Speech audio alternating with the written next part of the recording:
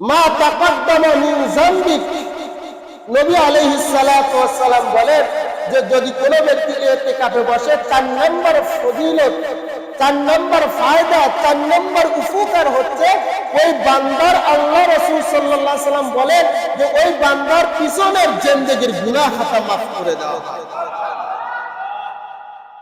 5 নম্বর ফজিলত, যদি কোনো ব্যক্তি ইতিকাফে বসে তাহলে ওই বান্দার সাথে আল্লাহর সাথে একটা সম্পর্ক গড়ে যায়। কি গড়ে যায়?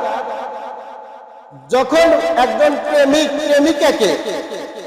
প্রেমিকাকে একটা কথা বলে, বলার কারণে প্রেমিক কিন্তু পাগল হয়ে যায় তার কথাটাকে পালন করার জন্য, প্রেমিকাও এরকম হয়ে যায়।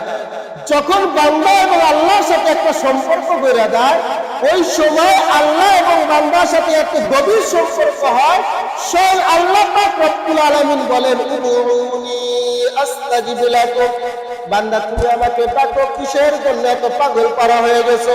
আমি মাওলা আর তোমার ডাকে ঠিক থাকতে পারলাম না। বান্দা তুমি কি চাও, কি পাওয়ার জন্য এত ব্যাকুলতা হয়ে গেছো?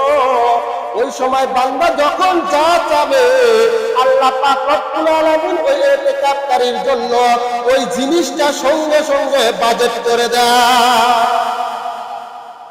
এই জন্য 5 নম্বর ফায়দা কি? আল্লাহ পাক রব্বুল আলামিনের সাথে সম্পর্ক হয়ে বান্দা যা চায় আল্লাহ তাআলা তাই দিয়ে।